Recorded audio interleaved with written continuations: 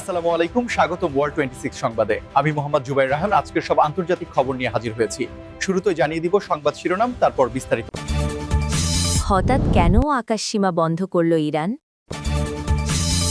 গোপন হত্যা চেষ্টা, কেলেঙ্কারি, 4 বছর যুদ্ধের পরও কিভাবে টিকে আছেন জেলেন্সকি? হামলা চালালে মার্কিন ঘাঁটি হবে প্রধান লক্ষ্যবস্তু, ইরান। গাজা পুনর্গঠনে $17 বিলিয়ন প্রতিশ্রুতি। আমেরিকার সঙ্গে চরম উত্তেজনার মধ্যেই ইরানে যুদ্ধবিমান বিধ্বস্ত, নিহত পাইলট। আপনি যদি ইসরায়েলের ধ্বংস চান এবং মুসলিমদের বিজয় চান তাহলে ভিডিওটিতে একটি লাইক ও চ্যানেলটি সাবস্ক্রাইব করে যাবেন। আসসালামু আলাইকুম, স্বাগতম জানাচ্ছি ওয়ার্ল্ড 26 সংবাদে। আমি মোহাম্মদ জুবাইর রহমান। এতক্ষণ শুনছিলেন সংবাদ শিরোনাম, এবার বিস্তারিত।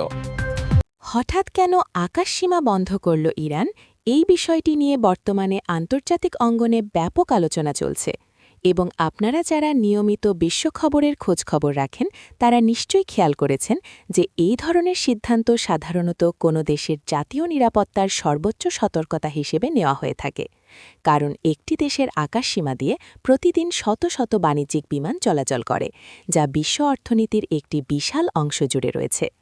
তাই যখন কোনো দেশ হঠাৎ করে নোটিস টু এয়ারম্যান বা নোটাম জারি করে তাদের আকাশসীমা অনির্দিষ্টকালের জন্য বা সাময়িকভাবে বন্ধ ঘোষণা করে, তখন এর পেছনে গভীর ভূরাজনৈতিক সমীকরণ কাজ করে বলে বিশেষজ্ঞরা মনে করছেন। বিশেষ করে মধ্যপ্রাচ্যের বর্তমান যে পরিস্থিতি, সেখানে একটি দেশের আকাশসীমা বন্ধ হওয়ার অর্থ হল আন্তর্জাতিক এয়ারলাইন্সগুলোকে তাদের রুট পরিবর্তন করতে বাধ্য হওয়া, যার ফলে ফ্লাইটের সময় বেড়ে যায়, জ্বালানি খরচ বৃদ্ধি পায় এবং টিকিট বুকিং করা হাজার হাজার সাধারণ যাত্রীকে চরম ভোগান্তির শিকার হতে হয়। আপনারা হয়তো নিউজ ফিডে দেখেছেন বিভিন্ন আন্তর্জাতিক বিমানবন্দরে যাত্রীদের অপেক্ষার দৃশ্য। কিন্তু ইরান কেন এমন একটি কঠিন সিদ্ধান্ত নিল, তার গভীরে গেলে দেখা যায় যে আঞ্চলিক উত্তেজনার পারদ যখন চরমে পৌঁছায় এবং কোনো দেশ যখন মনে করে যে তাদের আকাশপথে অনাকাঙ্ক্ষিত কোনো বস্তুর অনুপ্রবেশ ঘটতে পারে বা তাদের কৌশলগত স্থাপনাগুলোতে আকাশপথে কোনো হুমকি আসতে পারে, তখন বেসামরিক ফ্লাইটের নিরাপত্তা নিশ্চিত করতেই মূলত এই ধরনের প্রতিরোধমূলক ব্যবস্থা গ্রহণ করা হয়। এটি কোনো নতুন ঘটনা নয়। এর আগেও বিশ্বের বিভিন্ন প্রান্তে যখনই প্রতিবেশী দেশগুলোর মধ্যে কূটনৈতিক সম্পর্কের চরম অবনতি ঘটেছে, তখনই আমরা এমন দৃশ্য দেখেছি। এই পরিস্থিতিতে সবচেয়ে বড় চ্যালেঞ্জের মুখে পড়ে গ্লোবাল সাপ্লাই চেন, কারণ কার্গো বিমানগুলোকেও দীর্ঘপথ পাড়ি দিতে হয়, যা শেষ পর্যন্ত বিশ্ববাজারে জিনিসপত্রের দাম বাড়িয়ে দেয়। তাই এই আকাশসীমা বন্ধের খবরটি কেবল একটি দেশের অভ্যন্তরীণ বিষয় নয়, বরং এটি পুরো বিশ্বের এভিয়েশন সেক্টর এবং অর্থনীতির সাথে সরাসরি জড়িত। গোপন হত্যা চেষ্টা, কেলেঙ্কারি এবং 4 বছর ধরে চলা দীর্ঘ এক যুদ্ধের পরও ইউক্রেনের প্রেসিডেন্ট ভলোদিমির জেলেন্সকি কীভাবে রাষ্ট্রক্ষমতায় টিকে আছেন, তা আধুনিক রাজনীতির ইতিহাসে একটি বড় কেস স্টাডি হয়ে দাঁড়িয়েছে। এবং আপনারা যদি একটু গভীরভাবে লক্ষ্য করেন তবে দেখবেন যে একজন সাবেক কমেডিয়ান থেকে একটি যুদ্ধবিধ্বস্ত দেশের সর্বাধিনায়ক হয়ে ওঠার এই যাত্রা মোটেও মসৃণ ছিল না, যেখানে প্রতিনিয়ত তার ব্যক্তিগত নিরাপত্তার উপর চরম হুমকি এবং একাধিকবার গোপন হত্যা চেষ্টার মতো ভয়াবহ তথ্য আন্তর্জাতিক সংবাদ মাধ্যমগুলোতে উঠে এসেছে। তবুও তিনি অবিচল রয়েছেন, যা তার ব্যক্তিগত মানসিক দৃঢ়তা এবং কৌশলগত নেতৃত্বের একটি বড় প্রমাণ। বিশেষজ্ঞরা মনে করেন তার এই টিকে থাকার পেছনে সবচেয়ে বড় নিয়ামক হল দেশের সাধারণ জনগণের সাথে তার সরাসরি যোগাযোগের অভাবনীয় দক্ষতা। কারণ আপনারা দেখেছেন যে সংকটের একেবারে প্রথম দিন থেকেই তিনি রাজধানী কিয়েভ ছেড়ে যাননি, বরং প্রতিদিন রাতে সোশ্যাল মিডিয়ায় ভিডিও বার্তার মাধ্যমেও সরাসরি নাগরিকদের সাথে কথা বলেছেন, যা দেশের মানুষের মনোবলকে চাঙ্গা রাখার পাশাপাশি তার প্রতি জনসমর্থন অটুট রাখতে সবচেয়ে বেশি সাহায্য করেছে। তাছাড়া যুদ্ধকালীন সময়ে একটি দেশের অভ্যন্তরীণ প্রশাসনে বিভিন্ন ধরনের দুর্নীতি বা প্রশাসনিক কেলেঙ্কারির অভিযোগ ওঠা খুব অস্বাভাবিক কিছু নয়, এবং ইউক্রেনের ক্ষেত্রেও এমন কিছু অভিযোগ বিভিন্ন সময় সামনে এসেছে। কিন্তু জেলেন্সকি সেই বিষয়গুলোকে অত্যন্ত কঠোর হাতে দমন করার চেষ্টা করেছেন। তিনি তার মন্ত্রিসভা এবং সামরিক উচ্চপদস্থ কর্মকর্তাদের মধ্যে ব্যাপক রদবদল এনেছেন, যাতে করে আন্তর্জাতিক মহলে তার প্রশাসনের স্বচ্ছতা নিয়ে কোনো প্রশ্ন না ওঠে এবং সাধারণ মানুষও বুঝতে পারে যে সরকার দুর্নীতির বিরুদ্ধে জিরো টলারেন্স নীতি গ্রহণ করেছে। এর পাশাপাশি তার টিকে থাকার আরেকটি অন্যতম প্রধান কারণ হল পশ্চিমা বিশ্বের সাথে তার অত্যন্ত শক্তিশালী কূটনৈতিক সম্পর্ক স্থাপন। তিনি গত কয়েক বছরে বিশ্বের প্রায় প্রতিটি বড় আন্তর্জাতিক ফোরামে সরাসরি বা ভার্চুয়ালি অংশ নিয়ে তার দেশের জন্য অপরিহার্য লজিস্টিক সাপোর্ট, আর্থিক সহায়তা এবং মানবিক ত্রাণ নিশ্চিত করেছেন, যা তাকে কেবল দেশের ভেতরেই নয় বরং আন্তর্জাতিক অঙ্গনেও একজন অপ্রতিরোধ্য নেতা হিসেবে প্রতিষ্ঠিত করেছে। তবে এই 4 বছরের দীর্ঘ লড়াই দেশের অবকাঠামো এবং সাধারণ মানুষের জীবনের ওপর যে কতটা গভীর ক্ষত সৃষ্টি করেছে তা বর্ণনাতীত। হামলা চালালে মার্কিন ঘাঁটি হবে প্রধান লক্ষ্যবস্তু বলে ইরান যে কড়া বার্তা দিয়েছে, তা বর্তমান আন্তর্জাতিক কূটনীতি এবং মধ্যপ্রাচ্যের কৌশলগত নিরাপত্তার ক্ষেত্রে একটি অত্যন্ত গুরুত্বপূর্ণ মোড় হিসেবে বিবেচিত হচ্ছে। কারণ আপনারা জানেন যে মধ্যপ্রাচ্যের বিভিন্ন দেশে যেমন কাতার, বাহরাইন, কুয়েত বা ইরাকে মার্কিন যুক্তরাষ্ট্রের বেশ কিছু কৌশলগত সামরিক ও লজিস্টিক ঘাঁটি রয়েছে, যেগুলো ওই অঞ্চলে তাদের প্রভাব বজায় রাখতে এবং আন্তর্জাতিক নৌপথের নিরাপত্তা নিশ্চিত করতে ব্যবহৃত হয়। কিন্তু যখন কোনো দেশ প্রকাশ্যে এমন একটি বিবৃতি দেয় যে তাদের উপর কোনো ধরনের আক্রমণ হলে তারা সরাসরি এই ঘাঁটিগুলোকে তাদের প্রধান লক্ষ্যবস্তু বানাবে, তখন সেটি কেবল আর ফাঁকা বলি থাকে না, বরং এটি হয়ে দাঁড়ায় একটি ক্লাসিক কৌশলগত ডেটারেন্স বা প্রতিরোধমূলক কূটনীতি, যার মূল উদ্দেশ্য হল প্রতিপক্ষকে যে কোনো আক্রমণাত্মক পদক্ষেপ নেওয়া থেকে বিরত রাখা।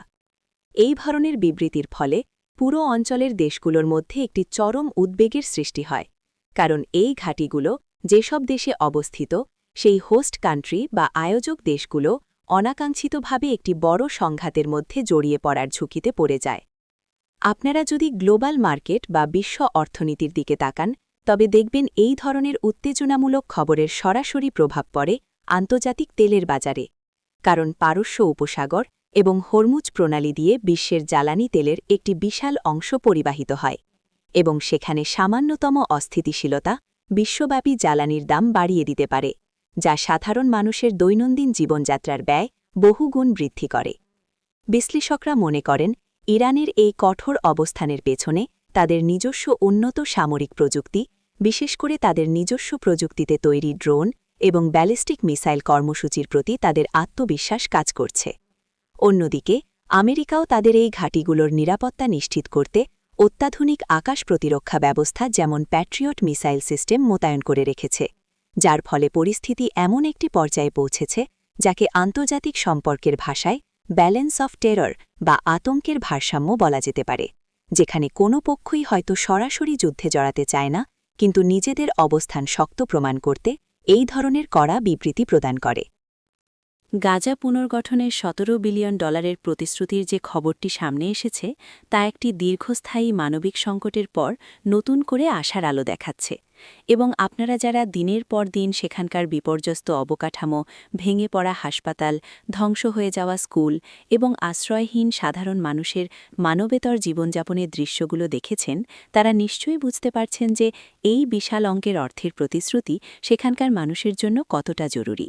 কারণ যখন একটি পুরো শহরের যোগাযোগ ব্যবস্থা, বিদ্যুৎ সংযোগ, বিশুদ্ধ পানির সরবরাহ এবং স্যানিটেশন সিস্টেম সম্পূর্ণ ভেঙে পড়ে, তখন সেটি পুনরায় বসবাসযোগ্য করে তোলা কেবল একটি দেশের পক্ষে সম্ভব হয় না। এর জন্য প্রয়োজন হয় একটি সমন্বিত আন্তর্জাতিক উদ্যোগের, এবং সেই জায়গা থেকেই জাতিসংঘ, ইউরোপীয় ইউনিয়ন এবং বিশ্বের বিভিন্ন দাতা দেশগুলো মিলে এই বিপুল পরিমাণ অর্থ সহায়তার আশ্বাস দিয়েছে, যা দিয়ে আগামী কয়েক বছর ধরে সেখানে একটি মহাপরিকল্পনার অধীনে পুনঃপথনের কাজ চালানো হবে। তবে বিশেষজ্ঞরা মনে করছেন এই $17 বিলিয়ন কেবল একটি সংখ্যা মাত্র। এর আসল চ্যালেঞ্জটি লুকিয়ে আছে এই অর্থ এবং নির্মাণ সামগ্রীগুলো কিভাবে নিরাপদে এবং স্বচ্ছতার সাথে গাজার সাধারণ মানুষের কাছে পৌঁছানো হবে তার ওপর। কারণ লজিস্টিক সাপোর্টের জন্য যে পরিমাণ ট্রাক, ক্রেন এবং আধুনিক যন্ত্রপাতি সেখানে প্রবেশ করানো দরকার, তার জন্য চারপাশের সীমানাগুলো সম্পূর্ণ বাধামুক্ত থাকা প্রয়োজন, এবং আন্তর্জাতিক পর্যবেক্ষকদের উপস্থিতিও অত্যন্ত জরুরি। এই পুনর্গঠন প্রক্রিয়ায় সবচেয়ে বেশি অগ্রাধিকার দেওয়া হবে স্বাস্থ্য খাতকে, কারণ অসংখ্য মানুষ যারা বিভিন্নভাবে আহত হয়েছেন তাদের দীর্ঘমেয়াদী চিকিৎসার জন্য আধুনিক হাসপাতাল এবং রিহ্যাবিলিটেশন সেন্টার গড়ে তোলা এই মুহূর্তে সবচেয়ে বড় দাবি। এর পাশাপাশি সেখানকার শিশুদের মানসিক স্বাস্থ্য এবং শিক্ষার বিষয়টিও এই বাজেটের একটি বড় অংশ জুড়ে থাকবে, কারণ বছরের পর বছর ধরে একটি অস্থির পরিস্থিতির মধ্যে দিয়ে বড় হওয়া প্রজন্মের জন্য স্কুলগুলো কেবল পড়াশোনার জায়গা নয়, বরং এটি তাদের জন্য একটি নিরাপদ আশ্রয়স্থল। আপনারা যারা মানবিক সহায়তা নিয়ে কাজ করেন বা এই ধরনের আন্তর্জাতিক ত্রাণ কার্যক্রম সম্পর্কে খোঁজখবর রাখেন, তারা জানেন যে প্রতিশ্রুত অর্থ অনেক সময় পুরোপুরি ছাড় করা হয় না বা নানা আমলাতান্ত্রিক জটিলতায় আটকে যায়। আমেরিকার সঙ্গে চরম উত্তেজনার মধ্যেই ইরানের যুদ্ধবিমান বিধ্বস্ত এবং পাইলট নিহতের যে হৃদয়বিদারক ঘটনাটি ঘটেছে তা একদিকে যেমন একটি মর্মান্তিক দুর্ঘটনা, অন্যদিকে বর্তমান ভূ-রাজনৈতিক প্রেক্ষাপটে এটি জন্ম দিচ্ছে নানা ধরনের জল্পনা-কল্পনার। কারণ আপনারা জানেন যে যখন দুটি দেশের মধ্যে সম্পর্ক একটি অত্যন্ত সংবেদনশীল পর্যায়ে থাকে, তখন সেই অঞ্চলে ঘটা যে কোনো ছোট সামরিক দুর্ঘটনাও আন্তর্জাতিক মিডিয়ার হেডলাইনে পরিণত হয় এবং সাধারণ মানুষের মনে নানা প্রশ্নের উদ্রেক করে। তবে সামরিক এভিয়েশন বিশেষজ্ঞরা এই ঘটনাটিকে মূলত একটি টেকনিক্যাল বা যান্ত্রিক ত্রুটি হিসেবেই প্রাথমিকভাবে বিশ্লেষণ করছেন। কারণ আমরা যদি একটু পেছনের দিকে তাকাই তবে দেখতে পাব যে দীর্ঘদিন ধরে আন্তর্জাতিক অবরোধ এবং স্যাংশনের কারণে ইরান তাদের সামরিক বিমানবহরের জন্য প্রয়োজনীয় আধুনিক যন্ত্রাংশ এবং আপডেট প্রযুক্তি খুব সহজে সংগ্রহ করতে পারেনি, যার ফলে তাদের অনেক যুদ্ধবিমানই বেশ পুরনো এবং সেগুলো দিয়ে নিয়মিত টহল বা প্রশিক্ষণ কার্যক্রম পরিচালনা করাটা পাইলটদের জন্য অত্যন্ত ঝুঁকিপূর্ণ একটি কাজ হয়ে দাঁড়ায়।